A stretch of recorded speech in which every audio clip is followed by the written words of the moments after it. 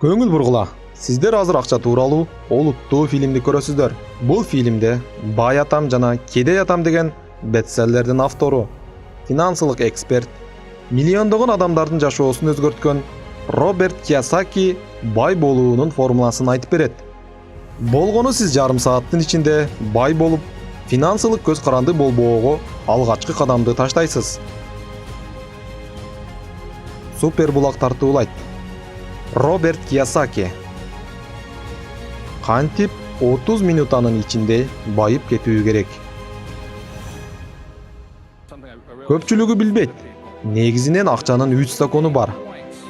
Биринчи закону. Мен жаш кезимден эле түшүнө баштагам. Акча бул сиздин ой жүгүртүүңүз.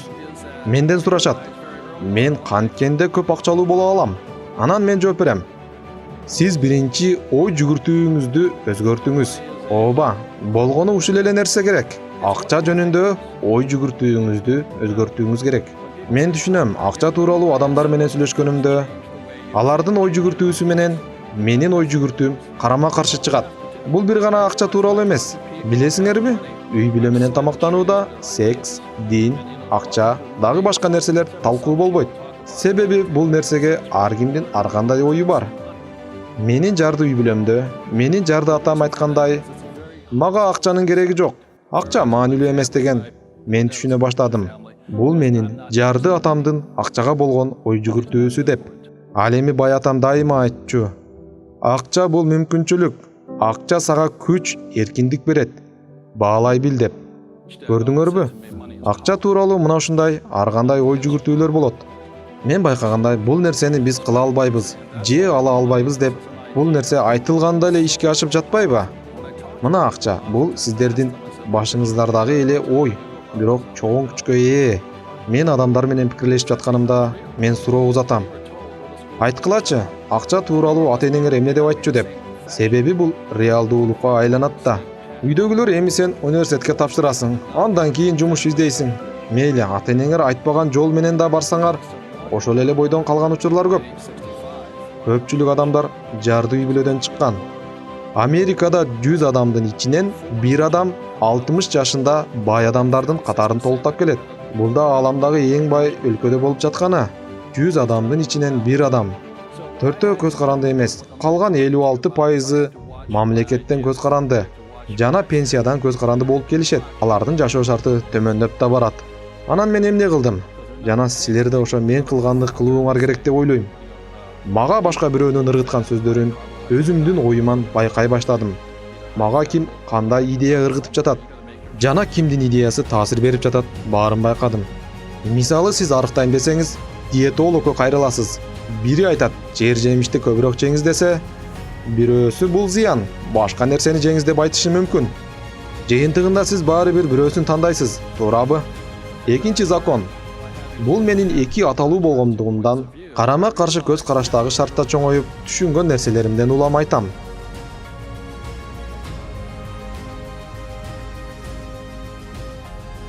Менин жарды атам бай атама караганда акчаны көп тапкан.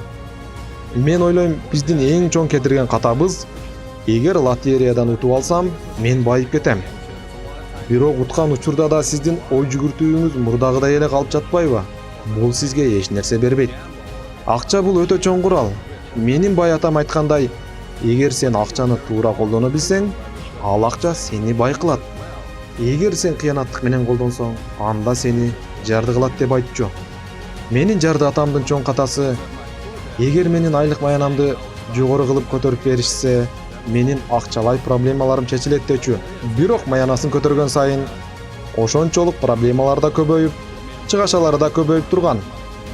Жыйынтыгында канчалык маянасы жогорулабасын, ал ошончолук кембагал жарды болуп бараткан. Бул нерсе азыркы учурда да баарыбызда эле болуп жаткан проблемалуу көрүнүш.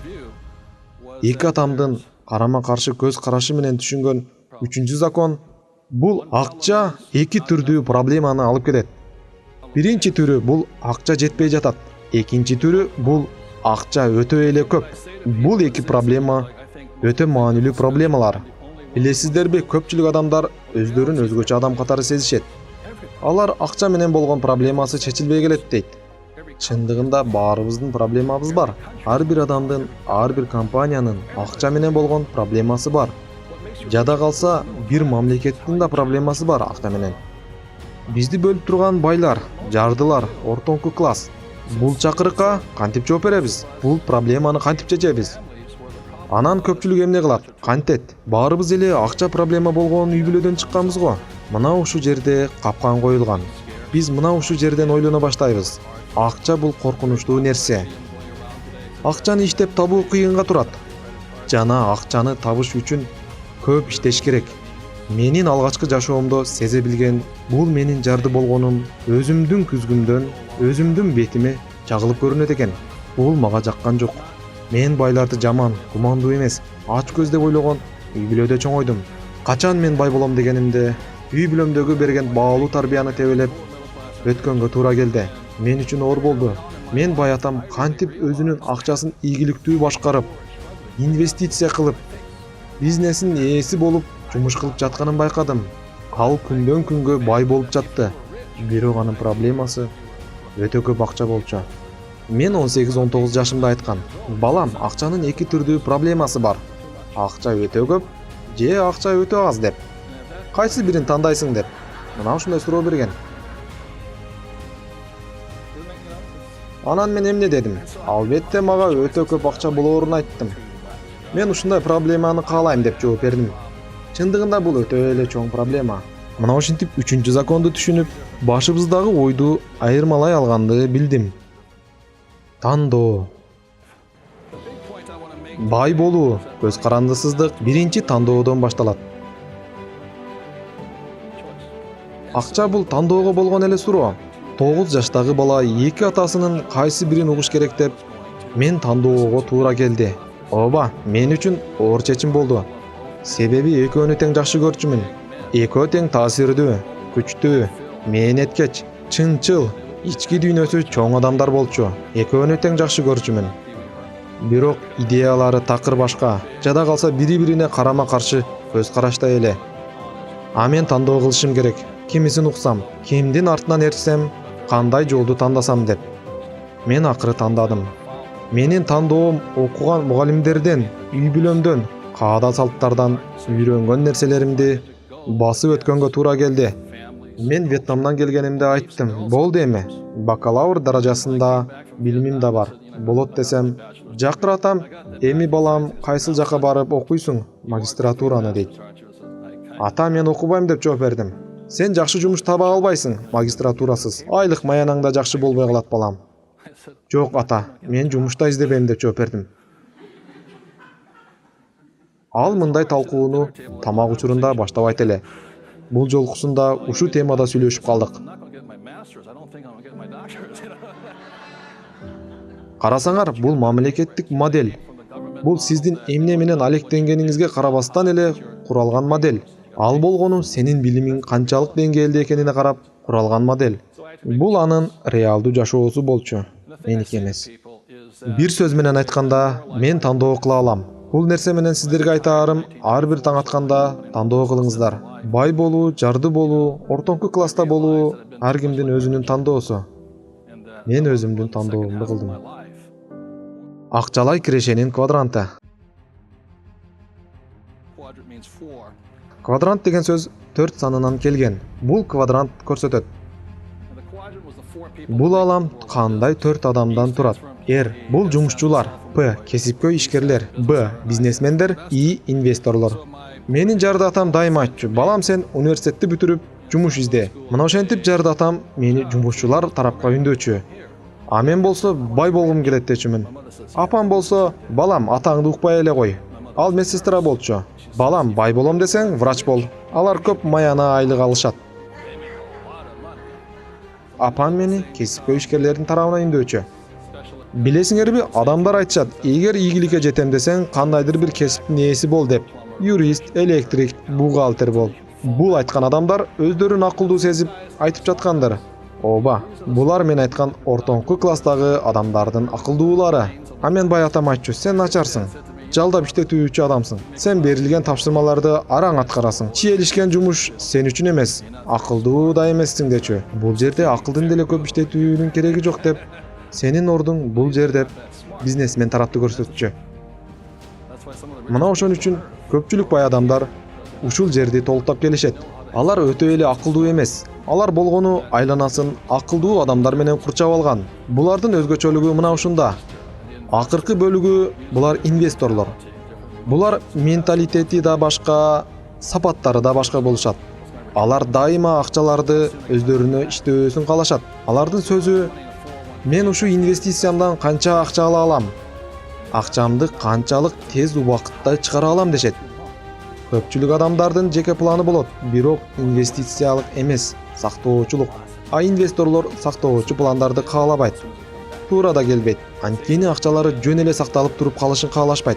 Алардын акчасы чыгып, кайра киреше болуусуна кызыктар. Бул нерсени акчанын айлануусунун ылдамдыгы дешет. Акчасын сактоочулар сактап, узак мөөнөттөн кийин алышат. Бул баалуулуктун башкача системасы. Менин бай атам айтчу, жалданып иштеген адамдардын сөзүнөн эле байкаса болот деп. Мен жакшы, коопсуз болгон жумушту издейм деп дайыма айтып калышат. Ал эми кесипкөй ишкерлер болсо, мен кылган жумушума мынча пайыз алам, же болбосо саатына мынча доллар иштейм деп айтат. Мына ошентип сөздөрүнөн байкаса болот. Ал эми бизнестин ээлери башкача сүйлөшөт. Алар: мен акылдуу адамдарды ишке чакырам, мага кесипкөй адамдар керек деп. Себеби алар кийинки бизнесин ишке ашырууга кызыктар болуп келишет. Алардын көптөгөн корпорациялары бар. Мына ушунусунан айырмаланып турушат. А инвесторлор болсо, мага кайтып келүүнүн инвестициянын коэффициенти керек дешет. Кичи бизнесмен менен чоң бизнесмендин ортосунда да чоң айырма бар. Эгер чоң бизнесмен болсо, ал баарын туура кылып жаткандыгынын белгиси. Себеби ал бизнесине ишеничтүү адамдарды койгон. Ал өзү жок болсо да бизнеси өнүгө өсө берет. Ал эми кичи бизнестеги бизнесмен өзү өнүгө албай кала берген учурлар көп болот. Себеби кесипкөй адамдарды койбостон, жөнөкөй адамдарды коюу бул бизнесин артка тартып, ортодо бизнесин дайыма өзү карап турууга туура келет. Бизнесмен менен инвестордун ортосунда да чоң айырма бар. Себеби мага көп келишет: мен гамбургерни киоск ачайын дедим эле деп. Анан мен айтам: бирөөнү элеби? Рэй Крок деген жигит дүйнө жүзү боюнча гамбургерни бизнес ишканасын ачкан. Айырма адамдардын көрөгөчтүгүндө, лидерликте жана сапатында. Булар бири-бирине окшобогон адамдар. Эмне айырмалап турганы бул алардын сезимдеринде, ойлорунда. Бул катардагы адамдарды тактап айтканда жумушчулардын өтө сезимтал экендиги бул алардын коркуусунда. Анткени алар коопсуздук жөнүндө көп ойлонушат. Коопсуздук маселеси алардын жүрөгүнүн түпкүрүнөн орун алган. П катарындагы кесипкөй адамдар булар коркуп калган адамдар. Буларда ишеним аздык кылат. Бул катардагы адамдар өздөрүн убакыттарын кантип коротушту билет жана өздөрү үйрөнгөн жумушту баарынан жакшы көрүп, жумуш менен көп алектенишет. Алардын ою максимум жылына $500,000 иштейбиз дешет. Себеби алар акчаны убакытка бөлүшөт. Акча бул убакыт деген девиз менен жүрүшөт.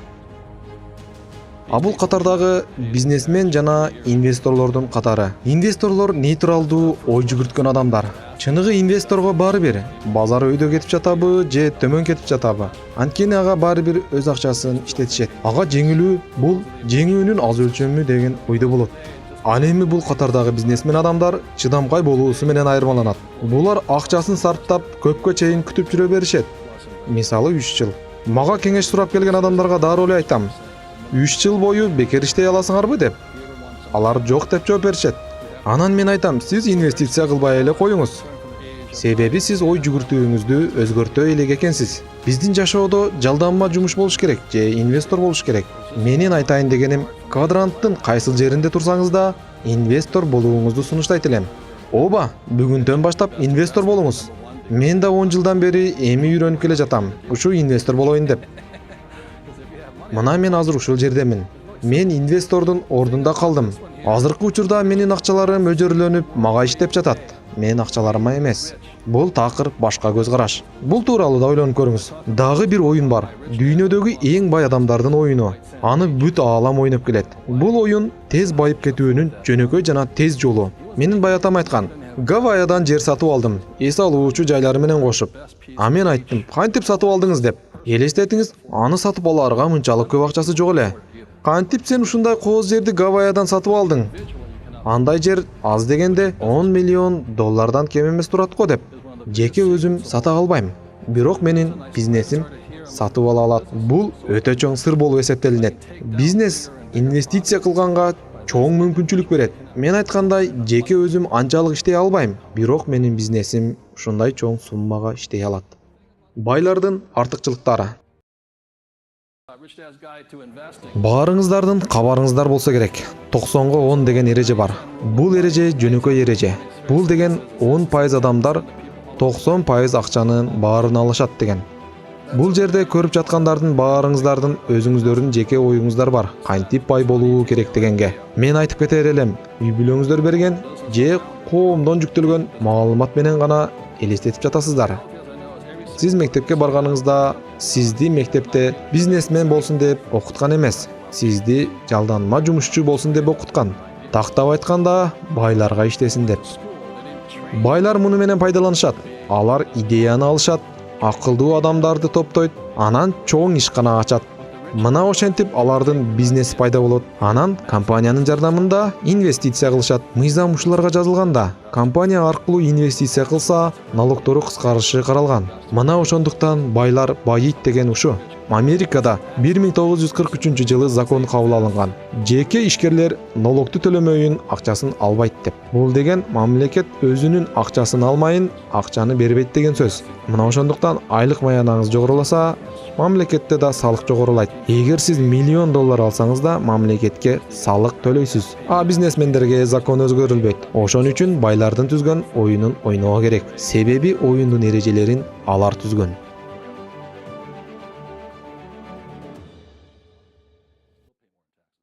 Байлардын капканы. Чоң акча мени бай кылбайт. Мен муну 20 жашымда миллионер болгонумда түшүндүм. Билесиңерби, акча көбөйгөндө IQ интеллектиң да жогору болот деп ойлойсуң. Чындыгында акылсыз болуп жатканыңды сезбейт экенсиң. Менин ар кандай кымбат баалуу унааларым, сулуу аялдарды алып, себеби миллионерсиң да.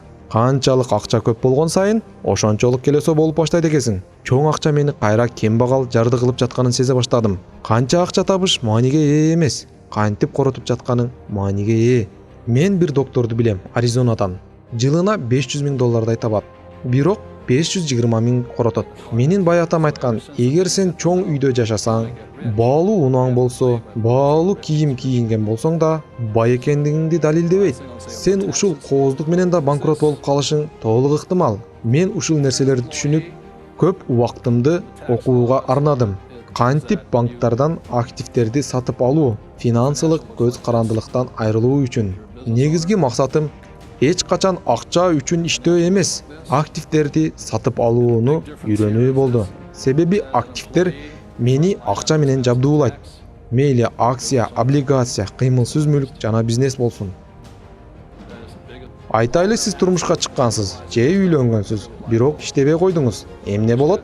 Мен келинчегим менен ушундай кылдык. Бирок киреше кирип турду. Себеби ал сиз жумуш кыласызбы же кылбайсызбы, андан көз каранды эмес. Орто эсеп менен көпчүлүк адамдардын активтери бул алардын пассивтери болуп саналат. Болгону алар жумушка чыкпай коюшкан. Менин бай атам айткан, актив сени багат, ал эми пассив бул чыгаша сенден каржыланат. Кененирээк айтсам, адамдар жумуштарын токтото алышпайт, себеби аларга төлөбөй коюшат. Ал эми пассив чыгаша аларды жейт, сорот. Эми айткылачы, байлык эмне менен өлчөнөт экенин? Ооба, байлык бул сиз жумуш кылбай канча жашай аласыз. Демек, байлык убакыт менен, жылдар менен өлчөнөт. Мен жумуштан 94-жылы чыкканымда менин байлыгым чексиз болчу. Себеби менин кирешем өтө чоң өлчөмдө кирип турчу. Ооба, бул менин ойлонуумдун образы. Бирде бай атам айтты, сен өзүңдүн жеке бизнесиңди ойлонууң керек. Качан сен жалданма жумушчу болгонуңда, сен башканын бирөөнүн байлыгын ойлойсуң. Бай атам жана кедей атам деген семинарда мен бир угарманымдан сурадым. Сиздин бизнесиңиз барбы? Ооба, бар, мен банкирмин. Сиз түшүнүп жатасызбы, бул сиздин кесибиңиз, бизнес эмес. Эгер бизнесиңиз болсо, сиз инвестор болууңуз керек эле дедим. Акчаны активке же мүлккө сарпташ керек. Акча кайра көп болуп, кайтарып келиш үчүн. Бизди үйрөткөн окуу жай бул биздин жеке бизнесибизди ойлонууну үйрөтпөстөн, башка бирөөнүн бизнесин ойлонууну үйрөтүп келет. Ошондуктан өзүңөрдүн жеке бизнесиңерди ачууну үйрөнгүлө. Мына ошондо гана бай болосуңар. Чыгымдар менен кирешенин өлчөмдөрү. Менин бай атам менен жарды атамдын айырмасы төмөндөгүчө. Жарды атам дайыма айтчу, айлык маяна жогору төлөгөн жумуш издедечү. Бул чоң катачылык. Себеби чоң айлык маяна төлөгөн жумушта сиз чоң өлчөмдөгү салык төлөйсүз. Байлар билишет. Канча акча иштедиң, маанилүү эмес. Аны канчалык сен сактап калганыңда. Сенде канча акча калды? Мына ушуну чыгаша менен кирешенин өлчөмү дейт. Айтайлы сиз кирешеңизди канчалык деңгээлде активге сарптай аласыз. Активди сатып алуу үчүн 30% сартасаңыз керек менимче. Эгер сиз $1000 иштесеңиз, жок дегенде минималдуу түрдө 30% тарташыңыз керек. Эгер сиз бул нерсени кандайдыр бир себептен кылгыңыз келбесе, анда байкап көрүңүз. Эгер $1000 иштесеңиз, куржунга $300 салышыңыз керек. Билесиздерби, орто эсеп менен көптөгөн адамдар канча акча калтырышат? Эч нерсе калтырбайт. Менин жарды атам дайыма айтып келчү. Мен көп акча табам. А бай атам мен көп калтырам деп айтчу. Көрдүңөрбү? Чоң айырма бар. Ооба, өтө чоң айырма бар. 3 копилка. Менден далилденген сиздерге бир көнүгүү бар.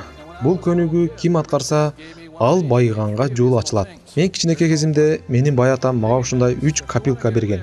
Муну кандай деп атасак болот? Тыйын чогулткучу. Эгер бай болом десеңиз, ушундай 3 копилка сатып алыңыз. Бай адамдай ойлонуу үчүн ушул нерселер жетиштүү. Бул биринчи, экинчи жана үчүнчү копилка. Бирөөсү топтогонго колдонулат. Бирөөсү инвестиция кылганга. Ал эми бул кайрымдуулук үчүн. Кайрымдуулук кылып берүү бул өтө маанилүү. Бүгүндөн чечим кабыл алып, бай болууга жолдун ачылышы бул. Сиз айтышыңыз мүмкүн, бул жөнөкөй эле деп. Байкап көрүңүз, буга чейин бүгүн деп кабыл алынган чечимдердин жыйынтыгын азыр көрүп жатпайсызбы? Андыктан $1 ушул копилкаларга топтоңуз. Мен айтам, жумасына эмес, күнүгө топтоңуз. Бул көнүгүү менен сиз мээңизди үйрөтөсүз. Бул деген байлардай ойлонуу деген. Айтайлы, сиздин финансылык кырдаалыңызды эске алып, $1 салдыңыз. Канчадан салганыңыз мааниге ээ эмес. Бул нерсени кылып жатканыңыз мааниге ээ. Сиз спортзалга барбай эле бир суткада Арнольд Шварценеггердей болуп калбайсыз, туурабы? Арнольд Шварценеггердей болуш үчүн сиз күндө көнүгүү жасап, бир канча жылдан кийин окшоп баштайсыз. Кана ким $1-3 өмүрүнүн аягына чейин ушул көнүгүүнү колго алып топтой алат? Азаматсыңар. Мунун баарын кыла аласыңар. Бирок реалдуулукта мындай эмес. Көпчүлүгүңүздөр муну аткарбайсыңар. Бул болгону майда эле нерсе. Салынган $1 сиздин өмүрүңүздүн аягына чейин турат. Жана сизден кийин муундарга калат. Ортоңку класстагы адамдар бул копилканы сындырып, бир арзан нерсеге жумшоого баары бир шылтоо табат. Ой, сен түшүнбөдүң, мага бул акча керек болчу деп. Андыктан сизге маанилүү эмес канча акча салганыңыз. Бул нерсе адатка айланганы өтө чоң маанилүү. Бул сиздин акчага болгон ойлонууңуздун образы. Бүгүндөн баштаңыз. Жок дегенде $1. Бирден 0-ду кошуп, $10 топтойлу. Бул учурда да айтасыздар, оба бул жеңил эле деп. Мейли, $30 салгылачы күнүнө. Жүрөгүңөрдүн согушу ылдамдай баштадыбы, байкагылачы. Мына силер өзүңөргө берген мүмкүнчүлүктүн чегинде турасыздар. Болгону биз бир эле 0-ду коштук. А силер ушул акчаны иштетип, коротконду каалап жатасыңар. Эгер $10 аз деп жатсаңар, $100 топтогула. Эми силердин жүрөгүңөр андан да тез сого баштады. Ошондо да кээ бирлери айтат, бул оңой эле деп. Мен бул нерсени кыла алам деп. Анда да $3000 топтогула. Мен дагы кайталап айтам, кептин баары акчада эмес. Кептин баары кылып жаткан иш аракетиңизде. Биринчи копилкадагы акча эч качан иштетилбейт. Экинчи копилкадагы активтерди сатып алууга колдонулат. Же бул акчаны такыр эле жок кылып алышыңыз да мүмкүн. Үчүнчү копилкадагы акчаны кайрымдуулукка жумшайсыз. Кандай кайрымдуулук болбосун, өзүңүзгө карап көрөсүз. Менин бай атам бул акчаларды мечиттерге берген. А кембагал атам эч нерсе берген эмес. Акчам көп болгондо анан берем деп айтчу. Мана ошон үчүн ал жарды кембагал бойдон калган. Мен белгилеп өтөйүн, менин жарды атам жумуштун коопсуздугуна өтө чоң маани берчү.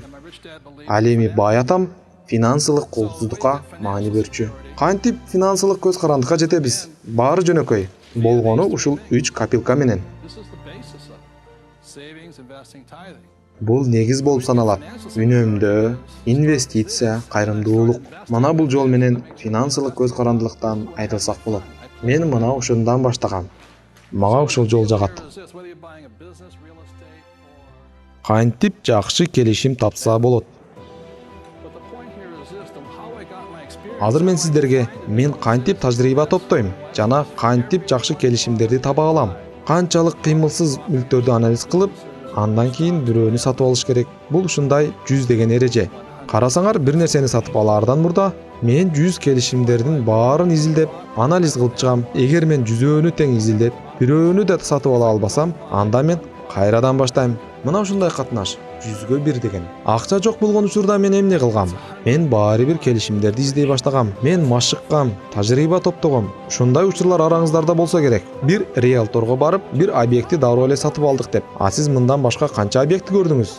Ушуну эле бул инвестор эмес, келесоолор. Бул инвестицияга келесоолук менен мамиле кылуу. Базардагы трендти билүүнүн бир эле жолу бар. Баалардын айырмаларын изилдөө, башка базарларды изилдөө жана 100 келишимдин баарын изилдеп чыгуу. Ошо 100 келишимдин 10 келишимине сунуш жөнөтөсүз. Калган 90 келишим начар келишим болуусу ыктымал. Сиз канчалык анализ кылсаңыз, ошончолук тажрыйбаны артып, акылдуу боло баштайсыз. Мен жөнөткөн 10 келишимдин 3-өсү гана макулдугун берип, келишим түзүлгөн. Бул айтып жаткан доктор Дольф де Розанын эрежеси. Бул адам кыймылсыз мүлк боюнча гений. Ал айтат, эгер ушул жерде 3 эмес 6 турган болсо, сиз көп акча сунуш кылып жатасыз дейт. Сиз арзандатууну суранышыңыз керек. Сунуш кылып жатканыңызда, жыйынтыгында алар 3 мүлктү сатуусуна макулдугун бериш үчүн. Мен ушул эрежеден чекке чыкпай карманып келем. Жыйынтыгында жакшы 3 объекти сатып алам. Адамдар сурашат, мен муну кантип үйрөнсөм болот деп. Баары жөнөкөй. Баардык келишимдерди баалап чыгуу керек. Менин айтаарым, сиздер түшүнүңүздөр. Мен 50 миңден ашуун келишимди изилдеп чыккам. Мына ошол үчүн мен акылдуу болдум. Иш издөөнүн ордуна мен келишимдерди издедим. Бизнести сатып алууда да коэффициент ошол эле 100-10-3-1. Компаниянын акциясын сатып алаарда да 100 компанияны баалайм. Ошол эле коэффициенттер. Бул нерсени сатып алуунун деле кажети жок. Бул нерсени өзүңөр үйрөнөсүңөр. Баары бекер. Мына ушул нерсе мени финансылык көз карандылыктан арылтты. А менин жарды атам эмнеге аракет кылган? Жумушунун коопсуздугуна маани берген. Коркуу. Көпчүлүк адамдар өздөрүнүн убактысын байытууга жумшабайт. Алар үчүн инвестиция кандайдыр бир коркунучтуу тобокел катары элестетишет. Эгер алар жакшы бир келишимди көрүп турса дагы, алар коркуп өздөрүн жашырышат. Менин кыйнаган факторлор булар 10 бизнестен 9 бизнес жокко чыгып талкаланып келет. Ооба, мен айла жок жооп берем. Көпчүлүгү начар болгону менен арасынан бирөөсү ийгиликтүү болуп жатпайбы деп. Мен өзүмдүн жеке жашоомдо 2 жолу талкалангам. Ушул сыяктуу. Бирок мен кайсы бир убакытта 10дун бири болгондой болуп ийгиликке жеткем. Менин жарды атамдын чоң кадасы, ал бардык иштин келечекте ийгиликсиз болуп калат деп даана айтчу. Мен биринчи жолу талкаланып, банкротко учраганымда өзүмдү жаман сезип, 1 жылдай жүргөм. Мен миллиондой акчамды жокко учуратып, өзүмдү баалаган баамда түшүп кеткен. Мен жарды болуп, үстүмдө тамым жок болуп калганда күн болгон. Убакыттын өтүшү менен баарын кайтарып алдым. Бирок мен мурдагыдан да күчтүү болдум. Экинчи жолу талкаланганымда мен 6 ай депрессияда жүрдүм. Үчүнчү жолкусунда мен жеңишке жеттим. Кыйын убакытта менин жарды атам айткан, сен жеңилдиң деп, а бай атам болсо сен бир аз гана жеңилип турасың деген. Мына ушундай айырма ойлонуулардын арасында. Бай атам кошумчалап дагы айткан, ката бул ийгиликтин бөлүгү деп. Катачылыктан качкан адам ийгиликтен да качкан адам болуп саналат. Сиздердин эң чоң чыгашаңар бул силердин короткон нерсеңер эмес. Силердин коркуудан качып байый албаганыңар мына ошон үчүн. Менин атам негизги үйрөткөн нерсеси бул коркуу болчу. Коркууну ал мындай деп чечмелейт эле. Башында эле жеңилип, анан үйрөн деп айтчу. Караңыздар, эгер сиз жеңилсеңиздер, карап турбай, дароо эле жеңилиңиздер, күтпөңүз. Анткени канчалык ката кетирген сайын сиз акылдуу боло баштайсыз. Албетте ошол катаңыздан сабак алсаңыз. Менин айтаарым, мүмкүн болушунча эртерээк жеңилип жана азыраак ката кетириңиз. Баарыңыздар ката кетирүүдөн коркпоңуздар. А мен болсо бетме-бет жолукканга үмүттөнөм. Анткени ал мени дагы акылдуураак кылат. Мен ушинтип өзүмдүн жаңы тажрыйбамды, билимимди жогорулатам. Менин каталарымдан баш тартпайм. Мен каталарымды кабыл алам. Каталарымды түшүнөм. Пайдалуу сабак алам. Анан дагы алдыга карай умтулам. Сөзүмдүн аягында айтып кетээрим, сиздерге эскерте кетейин. Сиздер тандоо кылыңыздар. Мен кичинекей кезимде эле тандоо кылдым. Кимди угаарымды тандадым. Азыр да Кудайдын куттуу күнүндө эрте менен тандоо кылып келем. Андыктан өзүңүздөрдүн тандооңуздарды аткаргыла. 30 минутада байып кетсе болбойт, бирок 30 минутанын ичинде оюңузду өзгөртсөңүз болот. Себеби ал байып кетүүңүзгө жардам берет. Супер Булак каналы. Биздин каналга жазылып, досторуңузга бөлүшкөндү унутпаңыздар. Келечек башталды достор.